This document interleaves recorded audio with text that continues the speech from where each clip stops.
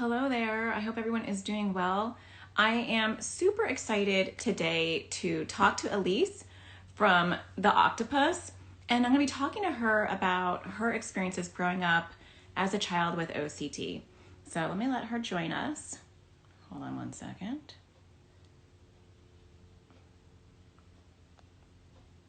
Here we go. I think it's so important for us to learn from people who have experienced this, what it's like, what their experiences are. Hey, Hi, how's it going? it's good. How are you? Good. Oh my gosh, I did this last time too where I can't hear you. Let me see if I can put my volume up. Okay. Let me let me take my phone off really quick. So, thank you for joining me. All right, I might not be able to do this. I did this last time too, which was a big problem. There we go. Yay, because I want to be able to hear you. Uh, I think it's so important for parents to hear from people who've experienced OCD and kind of come through and are at a different phase of their hmm journey. And I'm so appreciative that you're willing to come on and talk about your experience because I think it can be so helpful. So before we get started, could you introduce yourself and give a little bit of information about you? Yeah, sure. So my name is Elise. I'm the owner of The Octopus, which is an OCD recovery and advocacy shop that I recently started. So it's all products for people with OCD and their loved ones and their families to help raise awareness and also just encourage recovery. Um, in terms of my OCD journey, I do have OCD. I've had compulsions at least since I was 6. I The problem became big enough to warrant my parents calling a therapist when I was 9.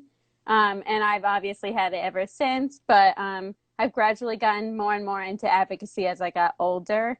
And yeah, I'm not very shy about my OCD journey at this point. I've talked a lot about it in public. I've posted articles about my scariest intrusive thoughts, so they're all out on the internet anyway. So yeah, it's pretty much open reign here. I don't mind talking about That's anything. awesome. Well, that's a good Yeah, exposure in itself. It like really keeps OCD small when you're like really vocal and you're talking about it, I think. yeah. No, I agree. So let's start at the beginning. When you were really little, um, did you were you confused about what those thoughts were in the beginning? What was your early memories of having OCD? My earliest memory that myself and my family have of having OCD was my parents went to my first parent-teacher conference in first grade, and the teacher was like, "She's a great student, but she's always asking me if she has a fever, like every day." And they were like, okay, well, she doesn't have a fever, so she's okay. And the teacher was very old school, so she would just touch my hand and be like, "You're fine, go away." So that was the first sign. And to me, that was just like part of my world. Like, Yeah. I didn't realize that other people didn't do this. Like, I just was always worried about it. I didn't realize that it was something that other people weren't worried about. I was just like, I need to know, like, right now if I'm okay or not. And Yeah. I do remember that, and that theme has always continued. Definitely not nearly as debilitating now as it was then, because I've done a lot of exposures around that, but that was like the first sign. And then as I got older, so I don't know a lot about pandas and pans, like Mhm. the autoimmune or Yeah. yeah. But I think that I probably do have that or had it as a kid because I was 9. Um, I had a really big fear of throwing up, and that was like also tied in, but we didn't realize any of this stuff was related. But one time I felt sick probably because I hadn't eaten, and then I was afraid if I ate I would throw up, and then that week in my life, like my brain was just totally different after that. Like before I Mhm. had some compulsions, but that it was like life altering. Like my parents, I couldn't sleep away from them. They couldn't leave. Like I would flip out, like I regressed very suddenly backwards, which all fits what's on the IOCDF website for Pants Yeah. and Pandas. And I was around the age that would have happened. But How old were yeah, you? I was 9, Oh, you were 9. almost 10. Mm-hmm. Okay. Yeah. Yeah. Interesting. Hey, Chrissy, thanks for joining us.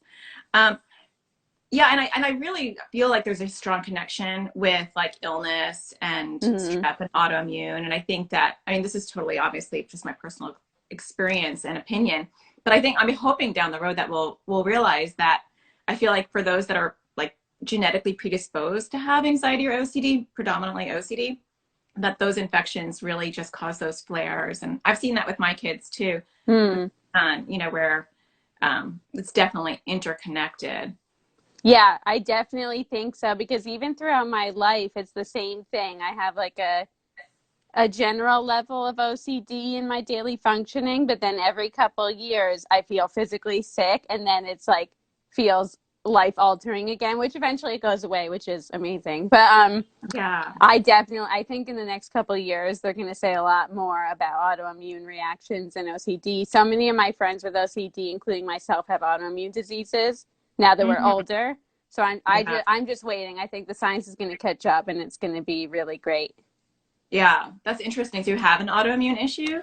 I do, yeah. I have Hashimoto's thyroiditis, but the amount of friends that I have with OCD who also have autoimmune is like mind-boggling to me. There's so many. Yeah, that's interesting. Yeah, both my two out of my three kids have autoimmune issues, and my son Oh, has really? Hashimoto's too, and Oh, okay. And OCD. his, So yeah, totally related, I think. yeah, me too. So you noticed at 6 you were having like a lot of health anxiety, Hmm. and then when did you start seeing a therapist? I started seeing a therapist like right before my 10th birthday. So after that week that I talked about where I really couldn't leave my parents, my mom, luckily, I'm very, very lucky that when I was younger, my mom was a very good advocate for me. She was like, we need to talk to somebody. This is not working. Like, I remember my dad sat me down and tried to tell me that he gave me like the mind over matter talk because he really thought that I could fix it on my own. He just, he different generation, different upbringing. But my mom luckily got me into therapy. The first therapist made it worse. She was a talk therapist. That's not, Um, yeah, and I give a lot of credit to my mom because obviously she never let me in on how difficult it was with all these therapists, but that therapist went on maternity leave and she was like, we're going to someone else. We're not going back to her. And then by the third person we found made huge, huge strides with me. yeah, So it that's took really about three interesting. years. Yeah. Yeah, and that's amazing that your mom, first of all, it's great that she was an advocate and she was able to like get you the right help. How did she know that the first therapist wasn't good? So the first therapist, I think for her it was just obvious because I wasn't making any progress at all. So Okay. when I went to therapy the first time, the main thing we went for is because I had this like paralyzing fear of not being able to fall asleep at night. And like I'd worry about nighttime all throughout the day, like and constantly come down the stairs if I was awake at like 9:01, 9:05, like all these times. And the first therapist suggested I read a book to fall asleep, which then I started compulsively holding the book, and I couldn't go to sleep if I Mm, wasn't holding the book. I had the book memorized. Like she was just seeing no progress, and I have two siblings, so it's a lot. It was a lot to manage. So I think she also was like really looking for relief, if I'm being honest. And she was like, "This yeah, isn't working. Like they're yeah, not helping." And we were there for a couple months. Like we did give it some time. yeah, yeah. And it's good that like she's able to recognize that because it is far, it's hard to find the right type of therapist, I think, who's going to treat the OCD because a lot of the advice that they can give you can make the OCD worse. You know, she like created a Mm, compulsion like inadvertently. We yeah. have some questions. Let me see if I can scroll back up. Um, Yeah, I haven't looked at all. yeah, I'm not very good at multitasking, but I do want to involve people. Yeah, Cheryl yeah, no, said, it sounds good. my daughter has the same thing, terrified of throwing up and very attached to me. Is this a discussion about pandas? I just joined. We're not actually talking about pandas, but it's just really interesting that Elise was bringing up that connection. The topic today is talking about just what it is like to grow up with OCD.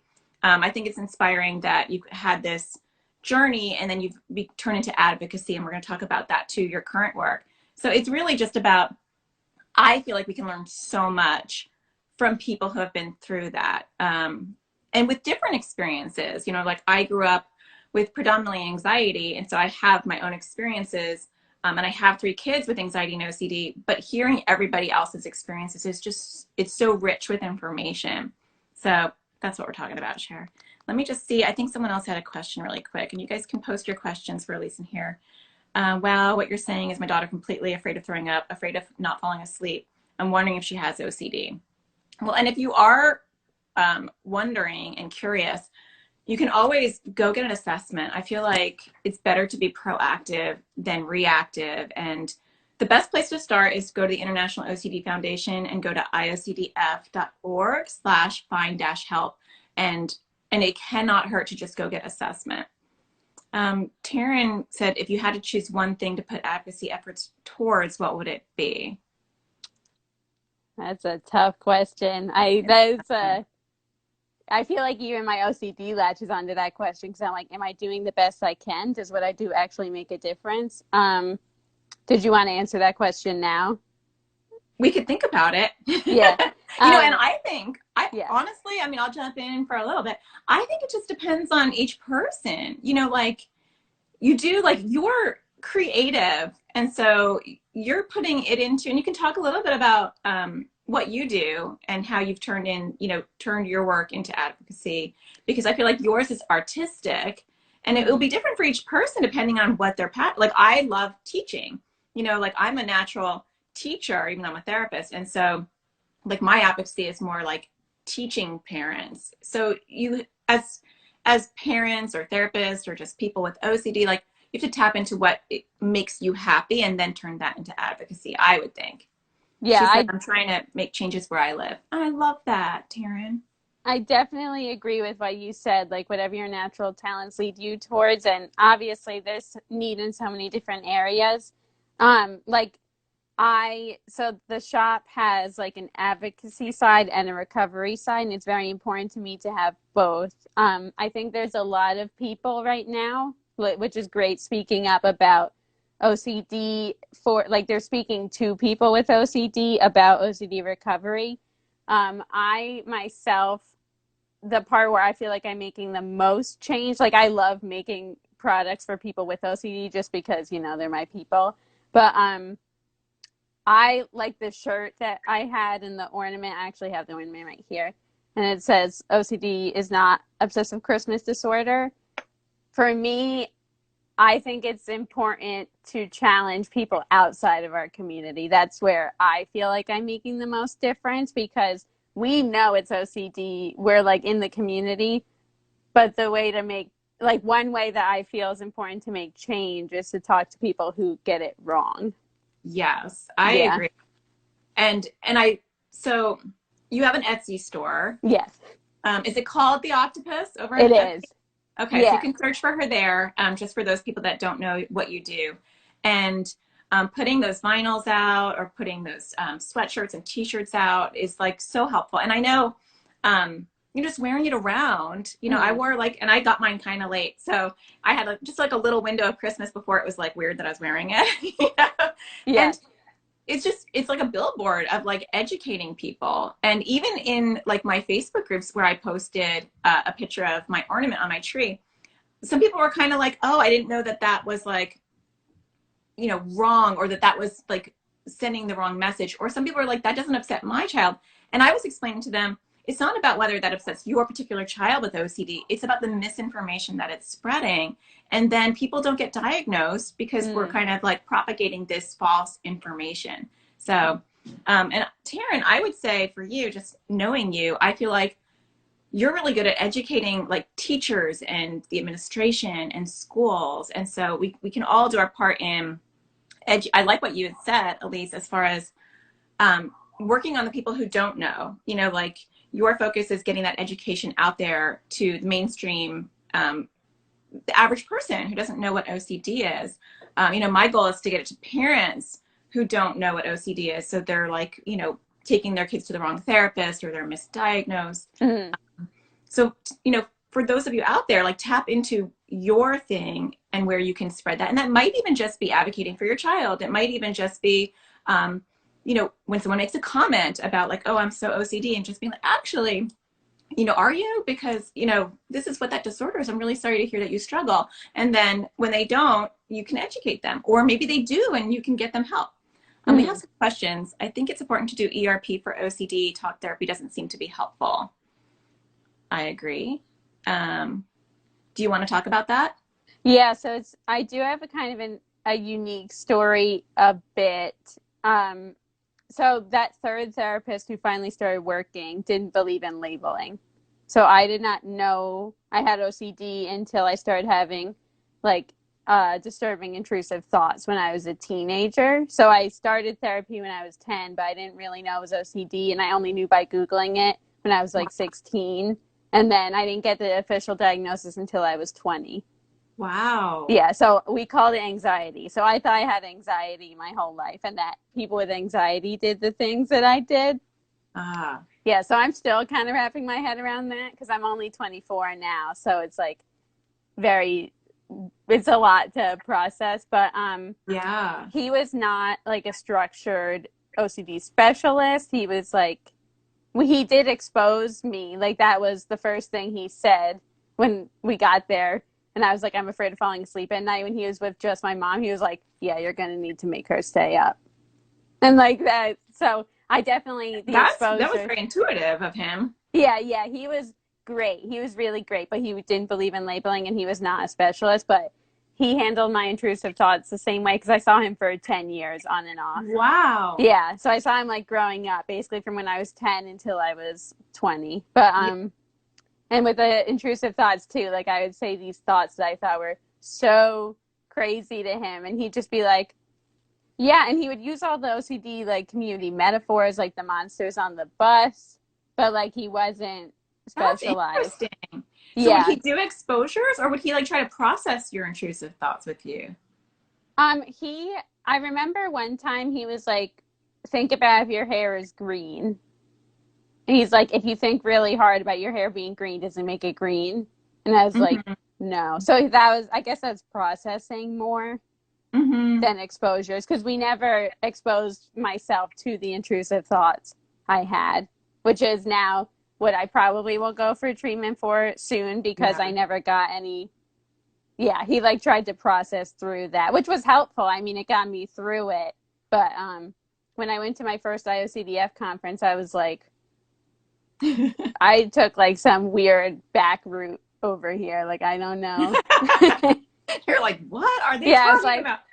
I was like, oh, so that's why it never improved like as much as it did the first time. Because the first time I did exposures to being afraid of staying up late, but I never did exposures to the intrusive thoughts. They just Ah. kind of like waxed and waned on their own.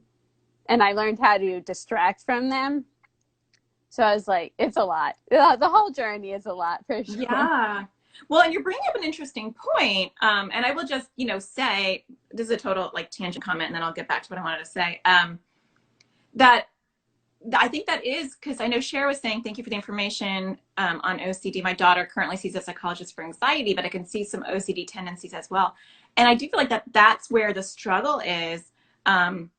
Because if you are seeing I mean, you're lucky that you did well anyway, but if you're seeing a therapist who is labeling it as anxiety, even if they're against labels, and they're treating it like anxiety, there's a risk because you treat anxiety and OCD somewhat differently. Like Mm-hmm. if someone has a thought of bad guys breaking in, you're going to process that. Are your doors are locked? Can you tell yourself that you're safe at night? Like you're going to work through reframing those fears.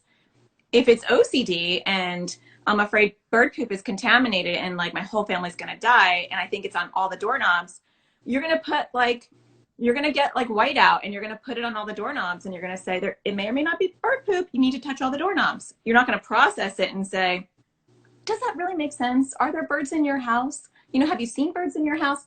And when you process it, you're almost giving that validity Mm-hmm. to the OCD thought. So I would definitely, for those of you that are listening, and you are not seeing an OCD therapist, but you're seeing OCD tendencies, it is good to like get assessed by an OCD therapist because they will Mm-hmm. approach it differently. And depending on your thoughts, it could be, if you have moral OCD and you think you're a bad person, or you have harm OCD and you think that you have an intrusive thought that says you want to harm yourself, but you don't. the wrong therapist could really make that worse. Yeah. By Yeah, it was definitely complicated. He did some good work, but I mean, there's a reason I still struggle a lot with intrusive thoughts now. But I am going to see a specialist soon, so I'm excited for that because I've never yeah, done that. yeah, they go slow, and it's like step by step, but I think you'll find that it'll be really effective. So, Mhm. how did you feel about his take on not labeling? Like, was that, because that's a conversation I get from parents a lot. Like, I don't want to label my child with OCD because I don't want them to think that there's something wrong with them. Yeah, so I feel like that actually ties in also to the question we just got about telling your child that they have OCD even like before official diagnosis. I really, I always, because I love my OCD community and like my life has been changed knowing I have OCD and getting to go to conferences and connect with people and doing things like this. But if I'm being completely honest, I benefited very much from not knowing. I I don't know what it would have been like if I had known because we could have gone to the conferences and stuff and I could have gotten Yeah. other benefits too. So there's definitely benefits to knowing the label and not. But even my parents didn't know the label. My parents didn't know the label until I was 20. So now Yeah. I have to I'm like, I have OCD. And they're like, you have anxiety. I'm like, no, I have OCD. And I still have to correct them when they say anxiety. I'm like, it's not just anxiety. I have OCD. But Yeah. I, sorry, I lost my train of thought for a second. Yeah, no, I lost my train of thought. I don't Oh, know where sorry, I I was was coming going. back. Yeah, I find that interesting. We have some questions too. I want to make sure that I get to all those, but let me see where I was. Um, I always tell parents, I think it's better to tell kids they have OCD. So it's Mm-hmm. interesting to hear your perspective. And everyone's different. But I do feel like when you think it's anxiety and you're comparing notes with other people who have anxiety and it's not lining up, Mm-hmm. it's so confusing to the child who's like, I'm having intrusive thoughts that I want to have sex with a dog, or I'm having Yeah. intrusive thoughts that, like I want to take this knife and cut myself. Yeah. And you're like, we all have anxiety. You're Yeah. like, but we all have, I mean, yes, a lot of us have intrusive thoughts and don't have OCD, but I feel like letting them know like those kind of intrusive thoughts, there's a name for it, there's an approach for Yeah. it, can be That helpful. You're right, because that was totally different when I entered for me. So when I was a kid, I had magical thinking. Mm-hmm. I did a lot of physical compulsions. My room needed to be the same exact way every day, not clean, but the same Mm-hmm. exact way. Yeah. Um, I would throw sandwiches out because my brain would be like, "You won't fall asleep if you eat this Mm. sandwich." Like tapping things is like more, like more of the physical, observable compulsions. And when I was a kid, a couple of things, like we didn't even say I had an anxiety disorder. We just said I had like anxiety in general. It was very vague. And I remember my mom saying to me once after treatment, she was like, she's like, what we're trying to do is make it so that when you have a bad day, it's not because of this stuff and it's not because of your anxiety. Like you're just having a bad day because of like life. And I was like, well, that's interesting. But yeah. Now, when I think back about all this stuff, I guess it's like a lot to process. So I tend to lose my train of thought a lot when I start thinking about Yeah. everything that's gone on. But yeah, I felt like when I didn't know, when I found out I was OCD later, I almost felt like it was harder to change it. But that's Mm. because I grew up not knowing. Probably, I think it's different if you know from a like young age, you might still feel like that power to change it. But when it went from just being me to being OCD, I was like, oh no, like that's a disorder. Like I can't. I don't Yeah. know. I felt like some of my power was taken when I got that diagnosis, but I got it very late. I got it when I was 20. And Yeah. even now, I'm still learning, obviously, that you can still live like a great life with OCD, and I have the same power. It just has a name now, but it felt Yeah. very different at first, and it was hard to like reconcile that. Yeah. And I think that's a good point. I think that's interesting. And I do agree with you. I think if you start young, you can process those thoughts and feelings developmentally as they're growing older, so it's not as big. It's kind of like if someone's adopted, and all of a sudden at like 20 you're like, hey, you're adopted, you have these birth parents somewhere else. It's like discombobulating. But to always know you've been adopted, or to always know you have anxiety, OCD, and what that is, and yeah, there's this disorder at the end of it, but it doesn't mean that there's something like wrong with you. It just means that you see things from a different perspective, I think can help. I mean, I know we talk about anxiety and OCD at my house with my kids. My youngest, who's 9, she's known she's had OCD like since she was in kindergarten. And sometimes she gets anxiety and OCD because she'll be like, that's my OCD. And I'm like, well, that's your anxiety, and she's like, well, what's the difference?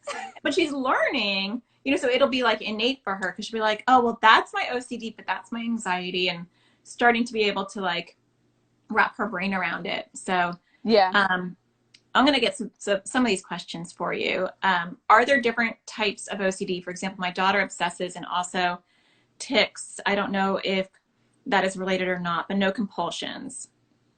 And I'm like, they might be there in the head. And I would say, I mean, sometimes I think that tics are misdiagnosed, and they're actually compulsions. Like when you're talking about tapping, that can look like a tic or eye blinking. So it is good to get those assessed. And then compulsions aren't always very obvious. There's mental compulsions, where like people are doing things in their head. So it is good to get assessed. And there are many different subtypes of OCD, and it's whack-a-mole. Like you can have a theme, like it sounds like you had different themes growing up. Yeah. They evolve and change. That is one thing too I wanted to add. Not having the label led to, because I was in therapy and I had been in therapy for years with the same guy. But when I started having disturbing intrusive thoughts, because I only say that as I got older, I felt like my OCD got smarter with me and it became more and more abstract. Like as a kid, I was like, keep room the same, I will fall asleep. But then I was having these disturbing harm thoughts and all these different thoughts that I didn't want to have. And I didn't know it was the same disorder because I didn't have the label of OCD. So going back to what we said about thinking you're the only one that has these thoughts, like, even when I went to the conference, my first IOCDF conference, I was like, oh my God, there's a whole group of people who have those thoughts about like harming things that I used to have. Like it was just mind blowing to me. But normalizing.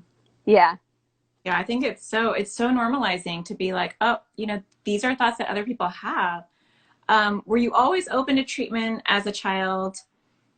Or did your mom ever have to push you? My mom, so I was like completely miserable. And my mom was just like, we're going to talk to this guy.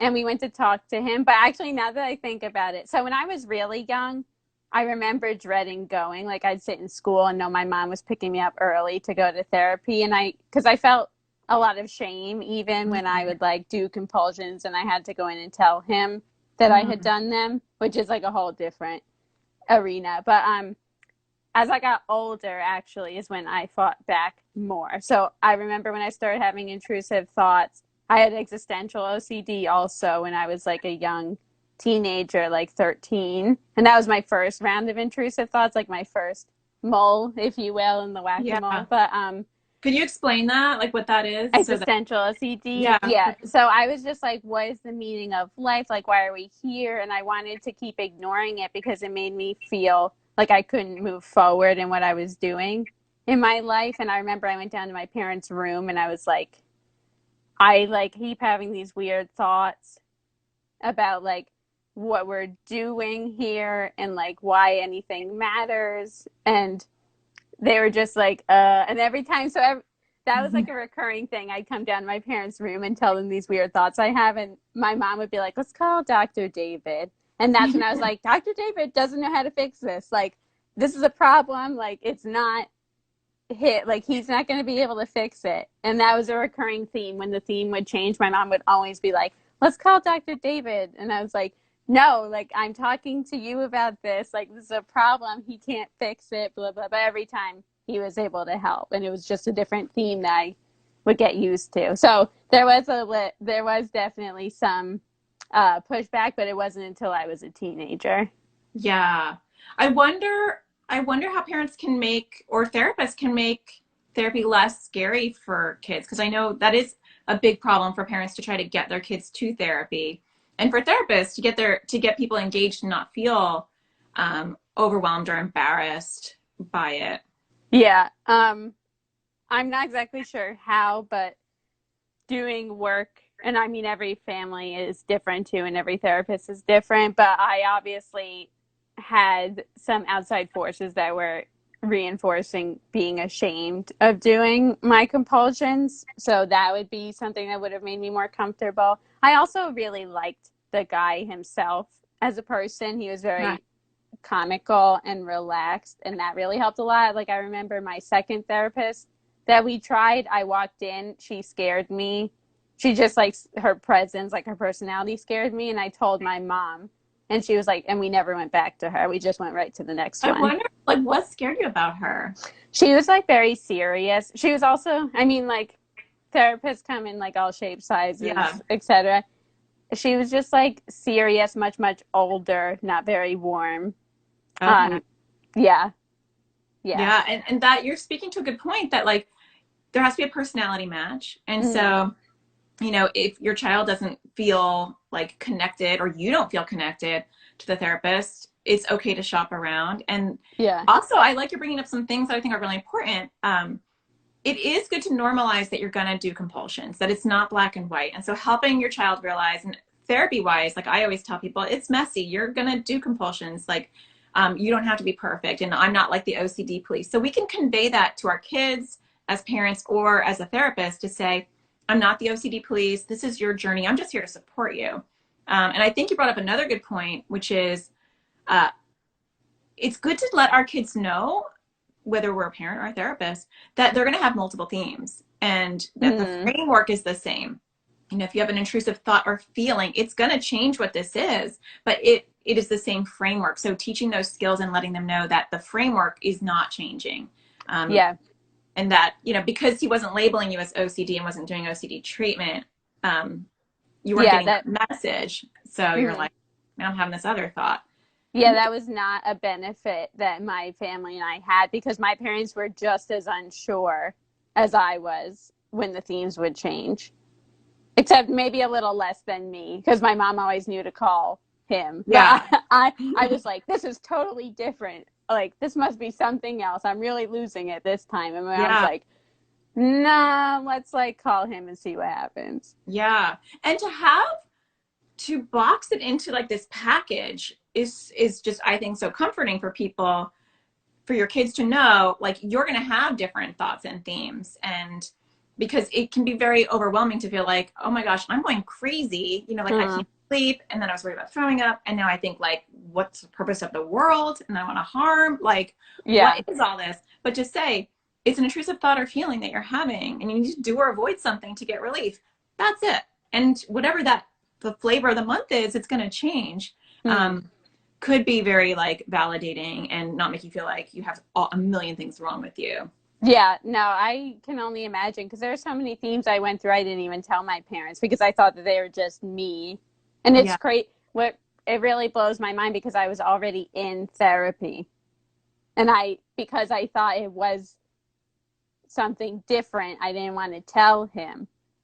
Like, I Yeah. had to be forced basically to tell him the harm thoughts, and even then I still like censored them like extremely when I Yeah. told him, because I was like, he's gonna lock me up, which is what a lot of people think. Yeah. But yeah, there's that continuity was definitely not there for my treatment, and I didn't see the big picture of it all being OCD until I saw the Y box, or like the Yeah. assessment for OCD, and there's like, oh, there's some harm, there's some contamination. I'm like, this is really all the same. Like, that's still, I Yeah. still have a tough time grasping that concept compared to my friends who learned all about OCD in one shot. I'm like, how could it all be the same? And they're like, this is how it's all the same.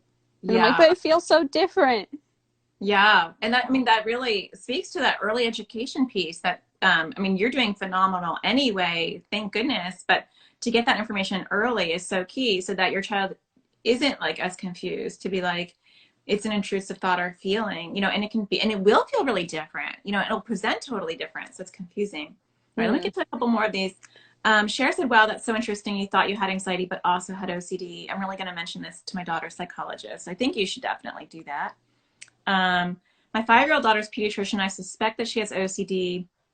I'm having a hard time getting an appointment with a therapist. Do you think it's appropriate to tell my daughter that she has OCD when she has intrusive thoughts over apologizing for things? Or should I wait for a professional? It's hard for me to read because it got kind of smushed there. You might be waiting a long time, is my concern. And I feel like a lot of times I'll work with parents and they'll be like, I just want to wait until I get that diagnosis before we do anything. And I feel like that's risky. And I feel like there's so much that we can do to help our kids, because you might be on a waiting list. You might not have a child OCD therapist in your area. So you can look at the SciBox, the one for kids, and I can link that when I get off. Or you can just Google it. If you actually just write like SciBox in Google, it'll take you to the IOCDF. And they actually have a PDF SciBox to look at. So you can kind of get a gist of what OCD is. And then I feel like it's not a bad thing to start educating kids. There's plenty of books on OCD, and you can read it as just like for education. Like, oh, I just want to read I want to read this book. And this is something that some people struggle with. And a lot of times when kids have OCD, they'll be like, that's me. I have that. And you'll get that open dialogue. And even if you're not comfortable with doing that, you can learn stuff and be proactive so that you're at least approaching the OCD in an effective way, because it's very counterintuitive, I think, parentally. I actually found it easier to talk to my daughter about it once we did label it.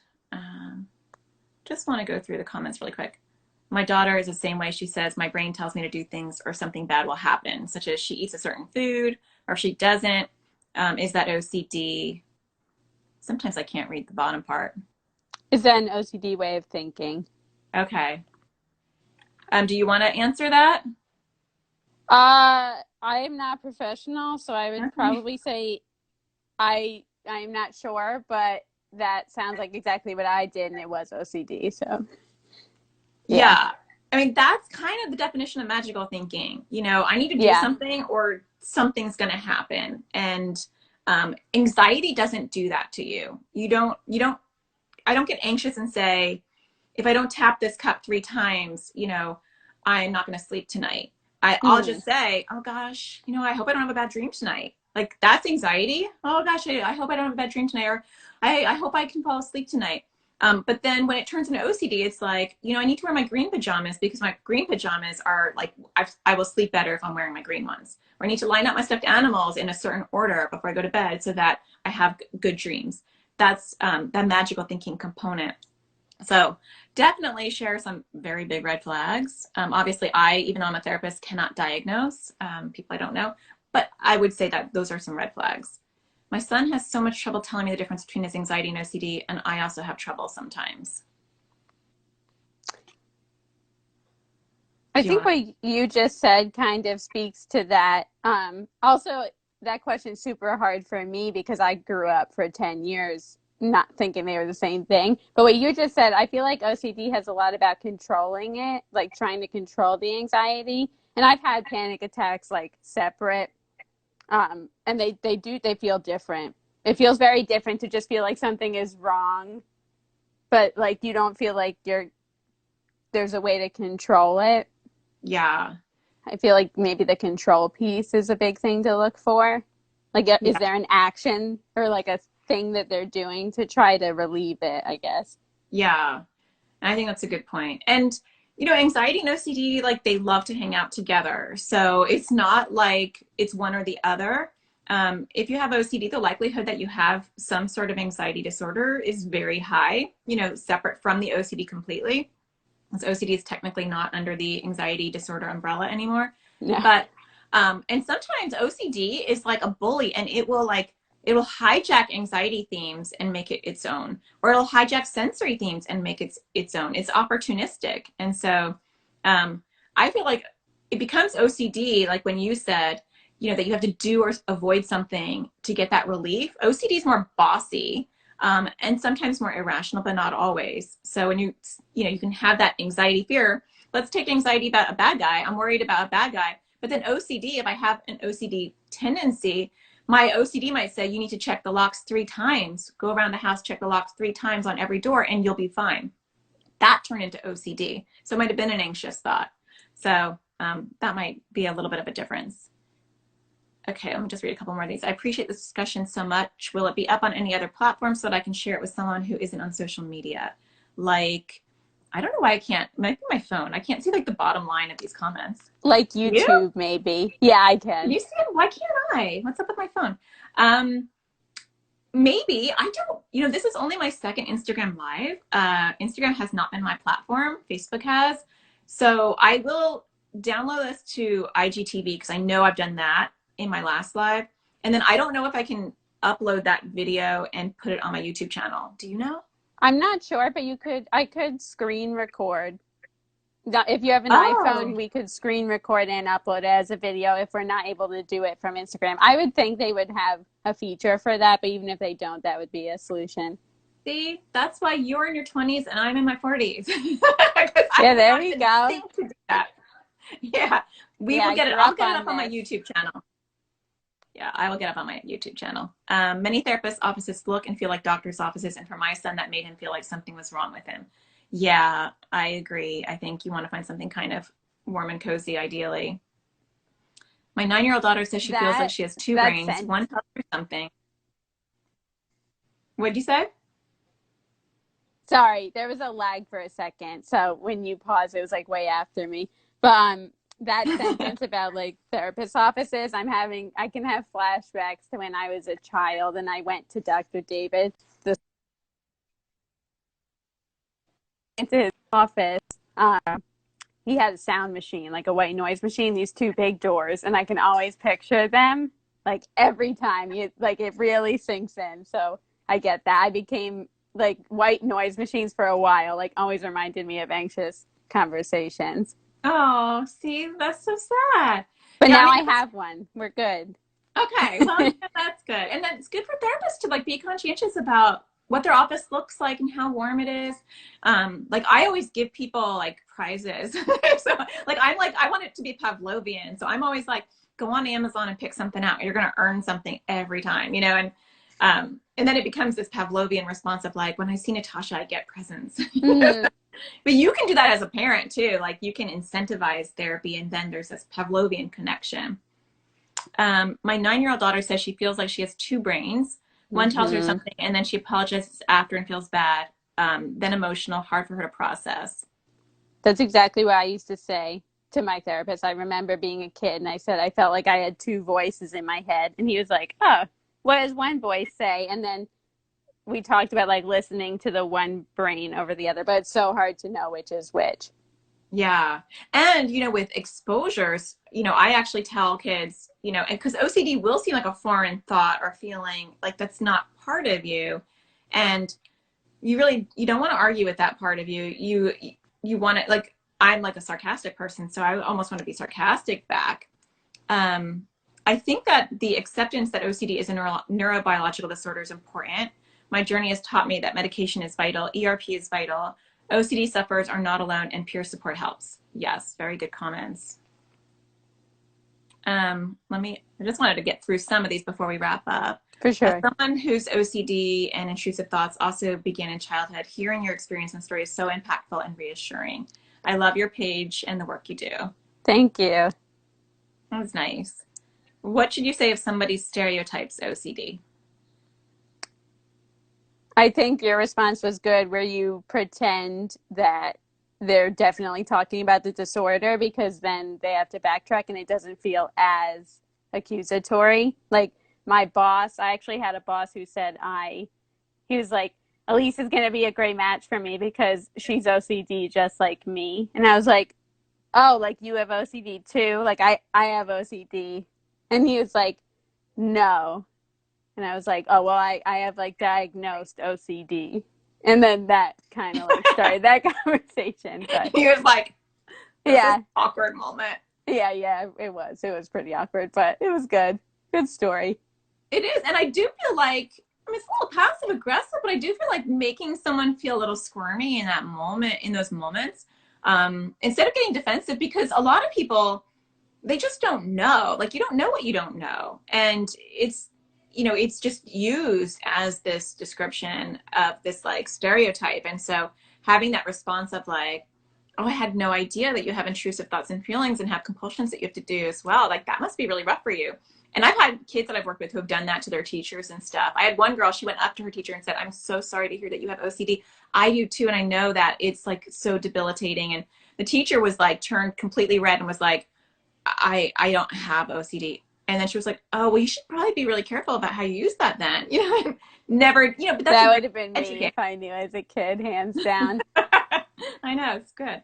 Taryn said OCD is rooted in the basal ganglia and anxiety is in the amygdala neurologically. And I think that's a really good clarification because I do feel like people talk about OCD as like the amygdala is having an overreaction, and it really is neurologically a different part of the brain. So understanding that is helpful. See, Taryn, going around educating people already. Carmel said at 24, what would you say to your 15-year-old self? Ooh, that's a good question. Yeah, at 24, if I knew what I knew now, I would say go to an OCD specialist. But in general, with the intrusive thoughts, no, yeah, I would have told myself to go to more therapy. That's what I would have done. Because I used to go and then drop out. Okay. What would make you drop out? Choice. I didn't go, so I wouldn't drop out by choice. Exactly, I would go, and then my mom and my therapist would agree that I was all done. But it never felt all done. So I don't know. I don't know if that was like, I could stay in therapy forever probably, but yeah. I used to get pulled as soon as the theme didn't like interrupt my functioning as much. But that might also be why a lot of those themes never fully like resolved. I mean, they never fully resolved, but yeah. That's a really good point. You know, I do feel like therapy wise, like I don't ever have anyone graduate. I don't give them like medals and celebrate and say like, here's your certificate, because I feel like it sends a really bad message inadvertently that they're done. And then it's really hard when you have like your next intrusive to call again. You feel like a failure, especially if you have perfectionism. Like, well, we just like had a big party and we celebrated and I had a medal in my room. So I do feel like parentally, like, or as a therapist, letting a child know we can have tune-ups, we can have check-ins. Like, yeah, you know, like if you have diabetes, you go to endocrinology, you know, you have your endocrinology appointment, like, 6 months or a year, or like you check in every 3 months in the beginning. And I feel like therapy should be the same for OCD, because sometimes like with the people I work with, and my practice is super tiny now because I'm mainly just trying to do like global support, but I'll say to those kids, you're doing great. And so like, we can just come in here and you can just tell me like, how's school going and da da da. And like, I'm just like taking your like temperature. Like, I'm just making sure you're doing okay. Like a touch point. Yeah. So, yeah. Mine was a little different. He would just say, call when you need, he'd be like, he was super nice. He's like, call when you need me. Yeah. But I would only come back in every time I was like having a breakdown. I never came in the in-between. And sometimes, not to get on my therapy soapbox, but like sometimes when kids are doing well, I feel like the tip of the iceberg is now not above the water. And so the bottom of the iceberg, I was actually just explaining this to somebody in therapy yesterday, where I was like, but I was using like a seed analogy, where like we want to get those roots. And so that's the time to do exposures. Like, then you like start triggering your OCD and you start like, doing all those like really uncomfortable things on purpose to make sure like how deep of those roots are there, and can we like get into the dirt and pull them up. Yeah, and this is me now getting to the roots at 24. So, but I'm excited and terrified, but excited. I think you're in a good spot, and you're going to go slow, and so, or at your own pace, and you're going to see, wow, like it's just nice to be able to really dig in there and get them even smaller.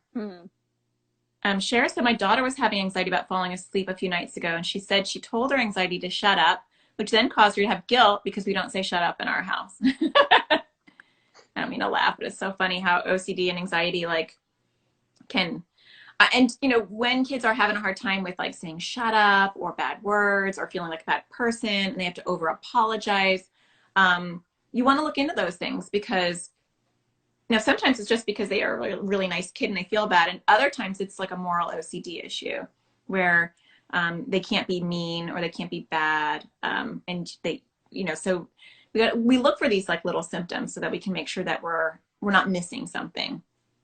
My 7-year-old daughter exhibits lots of anxiety symptoms, which look like tics, maybe, and sensory meltdowns. Did you have many sensory issues? That's a good question. I didn't even know what sensory issues were until like the last couple of years because now I have more sensory issues. As a kid, I don't think I did. Yeah. And Yeah. I will say that there is an overlap with anxiety, OCD, ADHD, and sensory, and probably other things that I'm missing as well. And so, and stomach issues, celiac, like lots of other issues. So there's this plate of like groups that like to hang out together. And it doesn't mean that you have to have all those things, but there is an overlap. My son will laugh at his thoughts or poke fun at them, but then feels bad because he feels like he's giving into the bully baby steps, I guess. Yeah, and it's kind of similar to what Shara was saying, like that they're kind of fighting back and then they feel bad. So it's having your kids find something that makes them feel okay. I actually feel like it's good for them to feel bad and sit with that discomfort, like it's an added bonus. It's like a twofer, because there might be something there, like why they feel bad. And I would explore that. We don't want to always make them feel perfect, in my opinion. My daughter, my 9-year-old, will like repeat this. She's like, you have to sit with your discomfort, or like she's like annoying because she'll actually do therapy with me. And she's almost always right. She'll be like, Mom, that's your social anxiety and you need to sit with your discomfort. And There we go. it's not fun. Let me see if there's any other comments really quick. Which groups in particular do you think should be targeted regarding OCD awareness? What would make the biggest difference? I feel like biggest difference is kids, Yeah, personally. Yeah, yeah, just nip it, like not nip it, but get in there in the beginning. I was very resilient as a child in treatment. yeah. It sounds like it. Yeah, no, it was great. It was great. That was the best I ever felt the first time I came out of OCD or like treatment that ended up being for my OCD that I didn't know I had. That was the best I've ever felt. Yeah, yeah. What made you then take all that and like be very public about it and actually even create a store about it? Yeah, well, I always wanted like a cause. When I went to college, I felt like everyone was very passionate about a cause, and I came across To Write Love on Her Arms. That's like another mental health Mm, nonprofit. They had a university chapter in my school, so I joined it. And I never had thought about using what I had already been through to like actually make a difference, and I already had all the experience behind it. And also, I had always been a big advocate for mental health, just like with friends. Like I connected a lot of friends to therapy throughout my years growing up. I just knew it really changed my life dramatically. When we were younger, we didn't know if I'd like go to college or do things like that. And I was just like, well, people need to know like what this stuff is because you can like live and like do things. So that was like the motivation, I guess. And the store started in November. It's very recent. wow. I just think it's fun. Because there aren't a lot of products out for OCD awareness specifically, and they're really great conversation starters, like things that say embrace uncertainty. It's like talking about that, or even embrace uncertainty is more general. A lot of people without OCD use that phrase, but like maybe, maybe not, like just explaining the relevance of that to OCD. It's just fun. And also, I feel like it's easier to remember that stuff if you have like reminders around on your belongings and things like that. Yeah. I mean, I think Yeah. it really does two things. It gets people to ask you because it's good, like, conversation starter of like, what is that? And it's also a really good reminder. We have your stickers, and putting them on my kids' like iPads and their water bottles, and telling clients that I work with, to get these vinyls and like put them on stuff. And they're a really good reminder of Mm, all the things that they're learning too. So Overcoming OCD said, you're awesome, Elise. I love both your Instagrams. thank you. Um, and Shara said, thank you so much for this. Please do more Instagram lives. I will look for your page on Facebook as well. It's so helpful to know other people are going through this as well. Yeah, I mean, I definitely would love to do more lives with you. I think it's so helpful to get your perspective and your journey, and have other parents hear about it. So I appreciate that. Yeah, I would love to do more. I appreciate the opportunity. It was fun. Yeah. So please follow Elise if you aren't at the octopus, but like spelled like OCD. And check out her Etsy store. And I hope to put this on Facebook. I have a Facebook page at AT Parenting Survival, I think it's called. So if you Google it, you'll probably, or you search it in Facebook, you'll find it. And I'll put this up on Facebook for those of you that want to share it on Facebook. And I'll put it up on YouTube. I have a YouTube channel, and you can just search my name and you'll find it. Or you can follow me on Instagram at AT Parenting Survival if you aren't, and it'll be here on IGTV permanently as well. So thanks for coming on. I appreciate it. Thank you so much. All right, bye. Bye.